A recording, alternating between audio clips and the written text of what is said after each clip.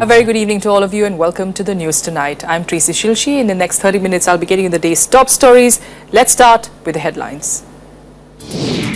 The BJP goes all out against the opposition on the issue of the land bill as President Pranab Mukherjee clears the land ordinance re-promulgated by the centre. Face-off continues between the BJP and opposition over the land bill. Modi, Amit Shah advocate for the bill in Bengaluru, while AAP chief Arvind Kejriwal is to join protests against the bill. At least 300 more Indians are evacuated from Yemen to reach home tonight.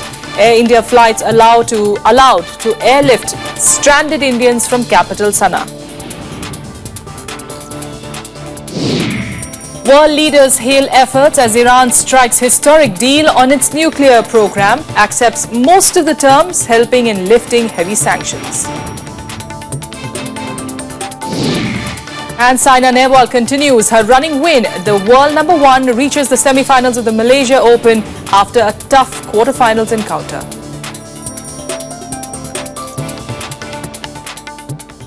Our top focus this evening, the face-off between the BJP and the opposition parties on the issue of the land bill that has intensified. At its national executive meeting in Bengaluru, the ruling party is preparing its strategy to counter the opposition attack. Even outside the meet, the party's top leadership is going all out to reach out to stakeholders. At a public rally in the city today, Prime Minister Narendra Modi and party President Amit Shah hit out at the opposition. Meanwhile, the land acquisition ordinance has been re-promulgated, with President Pranab Mukherjee signing the order today. जब दिल्ली में हम सरकार चला रहे हैं तो हम पर आरोप क्या हो रहा है, हमारी आलोचना क्या हो रही है? हमारी आलोचना एक ही हो रही है, उछल उछल करके यही बताया जाता है ये तो हमारे जमाने से था, ये तो पहले हमने भी सोचा था, ये तो पहले हमने भी किया था. Attacking the Congress-led opposition for deliberately spreading misgivings about the land acquisition bill, BJP has said the party should stop finding faults with the government just for the sake of it. Addressing a public rally in Bengaluru, both the Prime Minister and the BJP President hit out at the opposition, reiterating that the party was pro-farmer and pro-poor. Bharat तब तक आगे नहीं बढ़ता जब तक हिंदुस्तान का गांव आगे नहीं बढ़ता. जब तक गांव आगे नहीं बढ़ेगा, जब तक किसान के जीवन में बदलाव नहीं आएगा. और इसलिए किसान को समस्याओं से मुक्त कैसे करना, किसान को ताकतवर कैसे बनाना, टुकड़े फेंक करके हमने कभी किसानों का भला नहीं हुआ है, मानना पड़ेगा. The party president's stand has been backed by its leaders. The party is attacking the Congress for fueling confusion over the bill and said the opposition party had looted farmers for the last 60 years. Congress ने बहुत गलत फहमी फैलाने की प्रयास किया, लेकिन 60 साल ब्रिटिशों के कानून से किसानों की लूट कांग्रेस ने की. 60 साल कांग्रेस ने पुराने कानून के आधार पर किसानों को लूटा. लाखों हेक्टर जमीन अधिग्रहित हुई, उनको न्याय नहीं दिया. अब वो किस मुंह से बोलते हैं? The land acquisition bill which had been passed by Lok Sabha will also get the sanction of the Rajya Sabha in the second part of the budget session. So we are confident that barring Congress, most other political parties would support this bill. Key land reforms are at the center of the government's economic agenda. That is why the BJP is preparing an action plan to counter opposition to it. Shamsundar's report for Rajya Sabha TV from Bengaluru. In fact, our correspondent Sham Sundar is joining us on the phone line from Bengaluru. He's been tracking all developments there. Sham, thanks so much for joining us this evening. Prime Minister Modi addressing a public rally, one of his first in quite a few weeks. Give us a sense really of what was the connect with the audience there, and definitely a big focus on land bill again. Definitely, Tracy, when the Prime Minister was speaking, he virtually presented a report card of his government, what his government has done in last month, and he focused his speech on two issues. The first issue was black money, and then other issue was issues related to farmers. And on black money, he claimed that his government not only constituted SIT, but they have presented a bill in the parliament on this issue. And on other issues related to farmers, he accused the opposition that for last 60 years, farmers were treated badly by different governments, and now his government is launching many schemes for the welfare of farmers. He mentioned many of those schemes like the Prime Minister's irrigation scheme and other schemes. So what the feeling we got from this rally that Narendra Modi and BJP have decided to go aggressive on the issue of land bill. The way Narendra Modi attacked the opposition, it was very aggressive, and that is the message Narendra Modi and Amit Shah has given to BJP workers in National Executive Meeting on this issue. All right, taking this topic a bit further, we've also got Nitin Sethi, who's the Associate Editor with the Times of India, joining us in studio this evening. Nitin, thanks so much for joining us. Prime Minister Modi there at his speech saying that the bill will be reformed to make sure that the farmers get as much as they deserve. How is it that Prime Minister Modi, the cabinet, in fact, the government is going to balance this, give in to farmers, but not look as if it's a win of the Congress? I think the trick that they'll try to follow, and they are playing a high-risk game at the moment, is one of the key areas on which the government is very clear that it will not give in to Congress is on the issue of having consent as a provision in the law, whereas you can't forcibly take lands away from farmers. I think on that, BJP, you can see it both ways. One, you could consider that they've locked themselves into a position where if they move away from that now, it will be a win for Congress. On the other hand, they need to, if they want this to pass through the Rajya Sabha, they do need a few other allies to come together who are not so far been allies except in the last two bills we've seen. For that, they will have to do a bit of give and take. It could be at the point of saying, can we increase the compensation a bit? Can we look at the multiplier impact slightly more? Can we bring in some kind of a diluted thing? So touch everything else and show that they're doing some kind of a comfort zone, creating a comfort zone for other allies, but not touch the consent bit. And I think that's the best bet for BJP. If they can get a few friends to walk out and a few friends to vote for them, and they can corner the left in Congress, I think that's the game that BJP would like to play in the coming days. All right, all right. In fact, talking about the BJP trying to garner support, it is of course working on ways to garner support, also change perception on the land ordinance, and opposition parties in fact doing their bit, of course, to just do the opposite. In fact, Congress has already begun the groundwork against the contentious bill, with party President Sonia Gandhi meeting farmers in different states, urging them to oppose the new bill. Take a look at this package.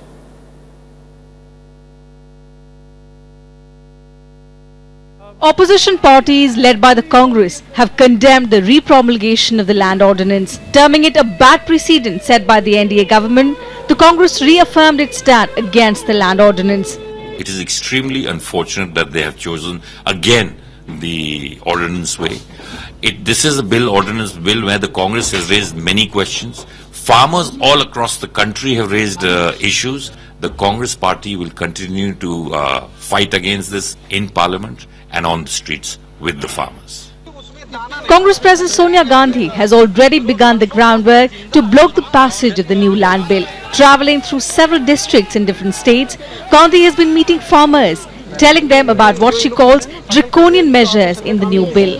CPI too lashed out at the NDA government for pushing through a legislation which will only benefit corporate houses and industrialists. ये bill किसानों की जमीन को छीन लेगा। ये bill 2013 के भूमि अधिग्रहण कानून की तमाम महत्वपूर्ण उपलब्धियां जो है किसान पक्षी उन सबको खत्म कर रहा है, और यह बिल वास्तविकता में जमीनों पर कब्जा कर रहा है। कॉर्पोरेट घरानों, भूमि माफिया और बिल्डर लॉबी के लिए बनाया गया है। Delhi Chief Minister and Aam Aadmi Party Chief Arvind Kejriwal is also set to address a rally against the bill in the national capital, and on 22nd April he is likely to lead a march to the parliament.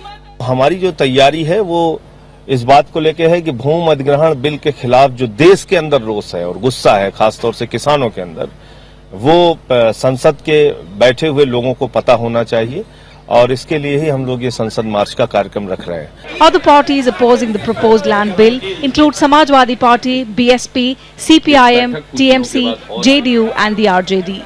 Bureau Report, Rajya Sabha TV. Well, Nitin Sethi of Times of India is still here with us in the studio. Nitin, today we saw really the BJP coming out pretty strongly, a renewed, what do you call it, a protest against the Congress's opposition against the land bill. Give us a sense really on, where these two sides lie at the moment. The Congress is definitely not giving up, and we're seeing a united opposition even after the first half of the session is, gone. We are still seeing quite a bit of a united opposition still. Let's see it from both parties' point of view and then look at the allies and other parties. For BJP, there's really no backing down at the moment. There's no reason why they should step back and then go halfway house on the bill, which will neither help or look good for the industry, nor will it look good politically. So they're kind of in a high horse and they can't do anything except ride it out in fire in some sense. For Congress, with half its leadership in absence, they couldn't have got a bigger thing on the platter to play with for the next 3-4 years perhaps. And they've got this. There's no reason why they will not go ahead and turn this into a campaign, perhaps a long run political campaign if they can sustain it financially as well as in terms of other resources. If you look at it, it's practically in the absence of one of their prime leaders, Rahul Gandhi. Yes. The land bill itself has got Congress more rejuvenated than perhaps even Rahul Gandhi got them rejuvenated in the past few months. That's right. So there's no reason why Congress should back off as well on these points, even if, say, BJP is able to muster support from other parties, regional parties, and get the bill through. It's perhaps going to be the single point on which Congress can rebuild itself in coming years. Yes. And that's what I think Congress is looking to do with this Padyatras and the 19th rally in Delhi, Yes. which hopefully they claim Rahul Gandhi will also is going attend. to be there. Yes, that's right. Very quickly, of course, if you could give us an idea of the strategy of the BJP at this point of time. Definitely, it's pretty obvious that in Bengaluru, these 2 days, today and of course tomorrow, land bill is going to be the focus. Which of the allies is it going to be, they are of course going to look out for friends as well, but which of the allies are going to be giving them some trouble as far as land bill is concerned? The Shiv Sena? Okay, on the condition that I'm not putting my money on a month's salary on this, let me try and make a guess about it. I think you will find that there are enough allies who might be willing to walk out of the Rajya Sabha when it comes to voting, or the joint session if it comes to that. They'll find it difficult to get too many allies to sit in and vote. I have a sense that perhaps Akali Dal will stand by them, AIDMK will stand by them and vote for them. Trinamool perhaps will walk out. The real question is, what does JDU and Mulayam do?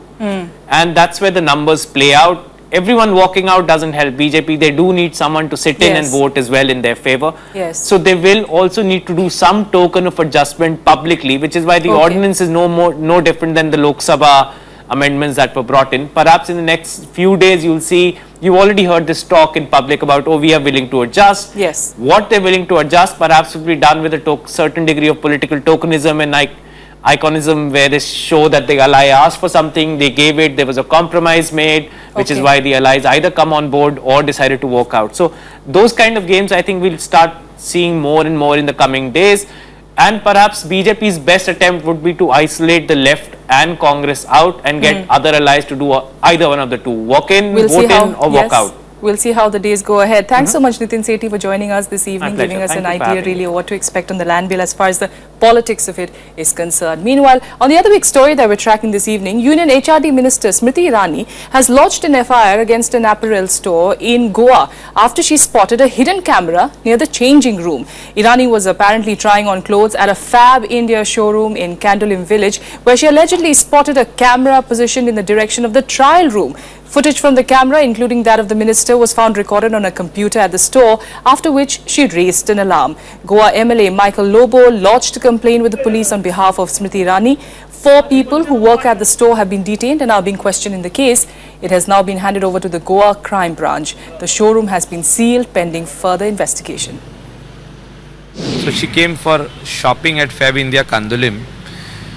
As she selected some clothes and she entered the changing room, and she turned herself and she saw a camera just above her outside the changing room. So she immediately alerted her husband and called me, and I called the police. We have conducted the Panchanama. We are going to attach the DVR and the monitor, and the accused will be placed under arrest. बहुत ही प्रख्यात showroom है और अगर ऐसे chain of brand की अगर showroom में इस किस्म की अगर हरकत हो रही है तो आई थिंक फिर भरोसा कहाँ किया जाएगा।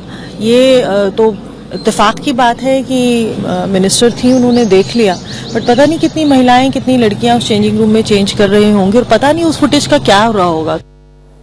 Without a quick break here, but still ahead, death toll in the Kenya University attack has mounted to 147. Details of that in a bit.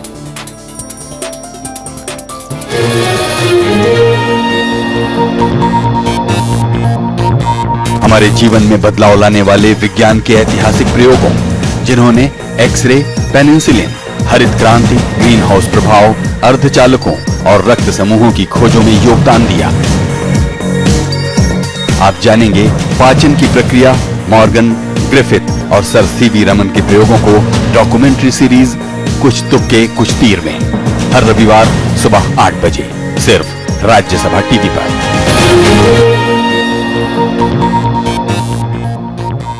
Welcome back. You're watching the news tonight. Now, the government has evacuated more than 300 more Indians that were stranded in Yemen last night. They are expected to reach home on a special Air India plane, which were given clearance to airlift them from the strife-torn country. According to the External Affairs Minister, at least 500 more Indians are expected to be evacuated soon. Indian forces' operation to evacuate stranded Indians from Yemen continues. Over 300 more Indians were rescued on Tuesday night after the first batch of 349 stranded people reached home early on Thursday. They will be airlifted from Djibouti to bring them back home. In the first phase, we have been able to evacuate by ship more than 700 Indian nationals. The first of them, more than 350, have come back home. Another shipload is on the way to Djibouti. And we hope that by this evening, 300 of them will be back. So far, Indian Navy and Air Force have rescued over 800 Indians caught in the crossfire in Yemen. So far, majority of Indians were rescued by Navy vessel INS Sumitra. It had evacuated 350 Indians from Aden on Tuesday night and rescued over 300 from Al Hudaya on Thursday night. Several more are waiting to be rescued. हमको तो बस यही है कि हमारे माता पिता तथा जो भी साथ में गए बुआ की फैमिली वो जल्दी से जल्दी भारत लौटे। There was more hope for the Indians based in Yemen as Air India was given clearance to evacuate them from capital Sana'a. Special Air India planes will make 4 sorties to bring them home in batches. The External Affairs Ministry said around 500 more Indians are expected to be evacuated in the ongoing operation. If all goes well, we hope that we will be able to begin our air evacuation from Sana'a. We also intend, subject to receiving all clearances, to repatriate approximately 500 of our nationals from Sana'a to Djibouti, and then later tomorrow they will come back home. Nearly 2,500 Indians are waiting in Sana'a to flee the country rocked by Saudi airstrikes targeting the Houthi rebel bases. This is the 4th major evacuation which the centre has undertaken in the last 1 year, including operations in Ukraine, Iraq and Libya. Bureau Report, Rajya Sabha TV. Meanwhile, the ground situation in Yemen remains tense. Houthi rebels have stormed the presidential palace in Aden following heavy clashes.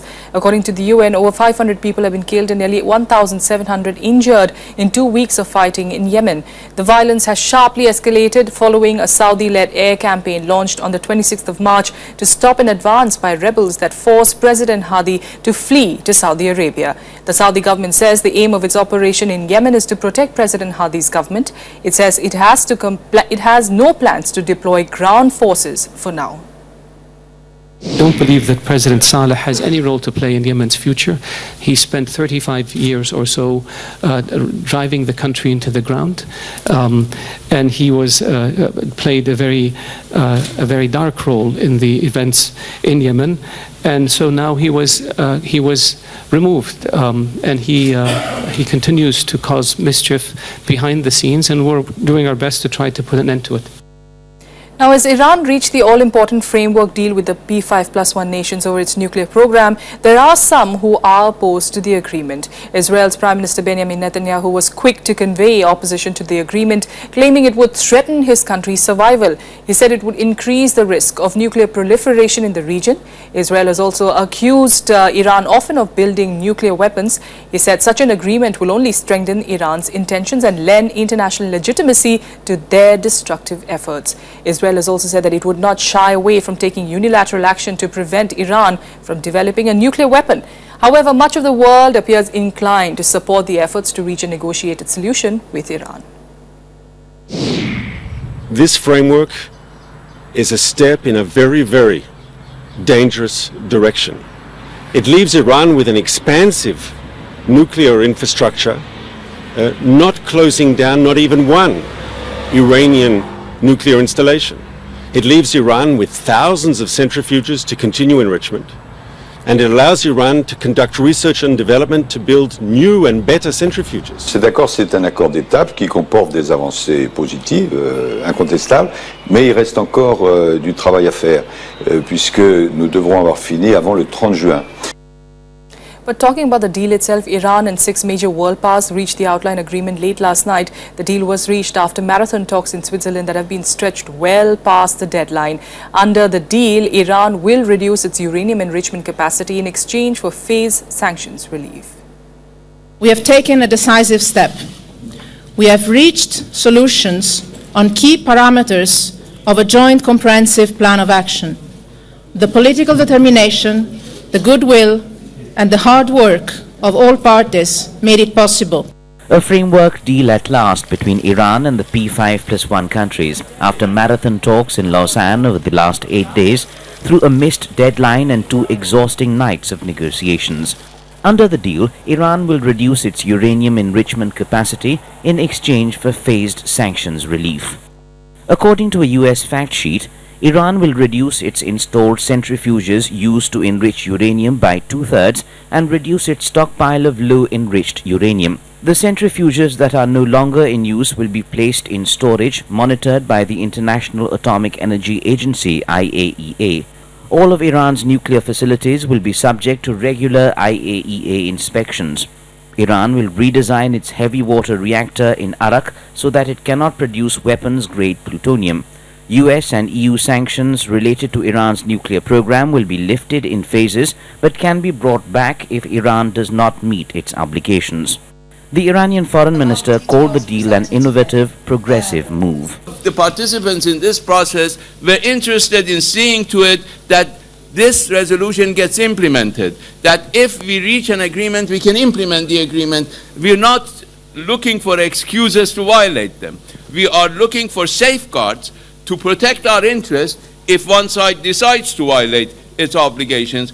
Russia welcomed the deal as recognition of Iran's unconditional right to a peaceful nuclear program. France said some questions and details still need to be solved. US President Barack Obama claimed the deal was a victory for America and for the cause of world peace.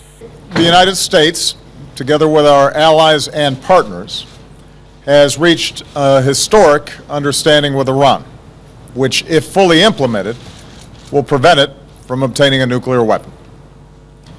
As President and Commander-in-Chief, I have no greater responsibility than the security of the American people. Negotiators will now start drafting the text of the plan guided by the solutions reached. The world powers and Iran now aim to draft a comprehensive nuclear accord by the 30th of June. But for now, its architects are celebrating a hard-won, potentially historic achievement. Bureau Report, Rajya Sabha Television. In other news, 147 people have been confirmed dead in Thursday's brutal university attack in Kenya. Officials have secured the university college campus with all of the 4 attackers shot down. Bodies are being shifted to Nairobi for identification. Leaders from around the globe have condemned the attack. Heightened security. Dusk to dawn curfew in northeast Kenya. Ambulances with sirens blazing, moving in and out of Garissa University campus. These were the sides of the college campus where a bloody massacre took place on Thursday.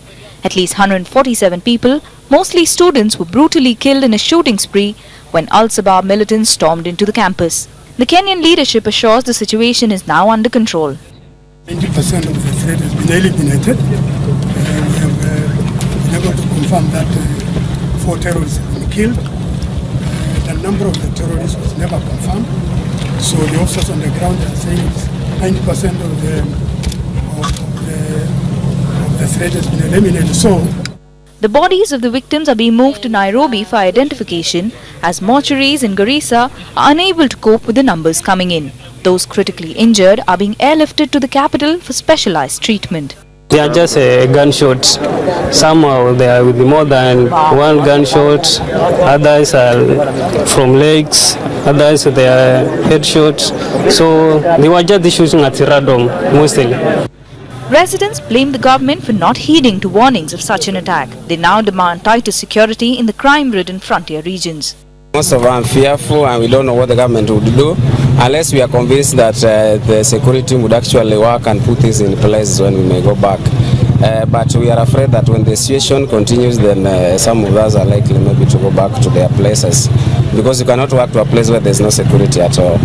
World leaders have condemned the brutal attack. India said the international community needs to further strengthen its fight against terrorism. Prime Minister Narendra Modi described the attack as horrific and utterly condemnable. The UN too offered condolences. The Secretary General strongly condemns the terrorist attack this morning on Garissa University College in Kenya, which has left dozens dead and injured, with an unconfirmed number of students held hostage.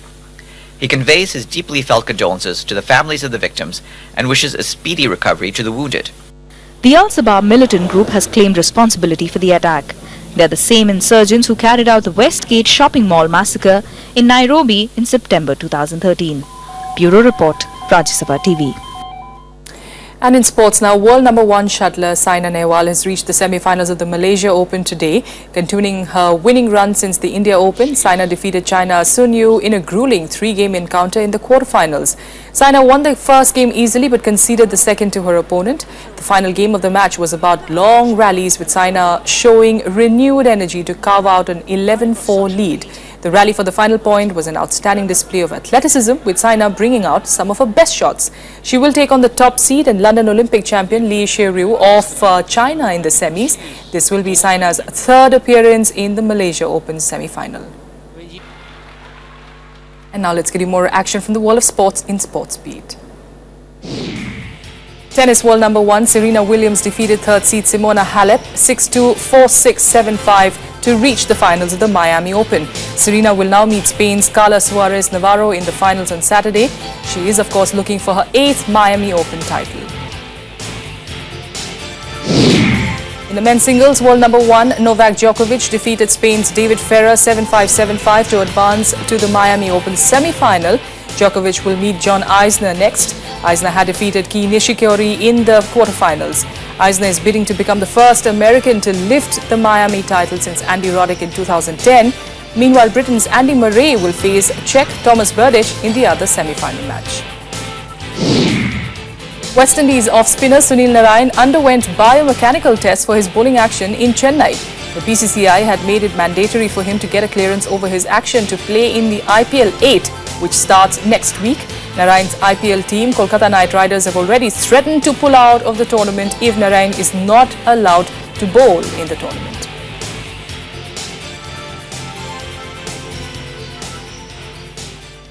And finally, Christians across the world offered special prayers in large numbers on the occasion of Good Friday today, commemorating the crucifixion and death of Jesus Christ.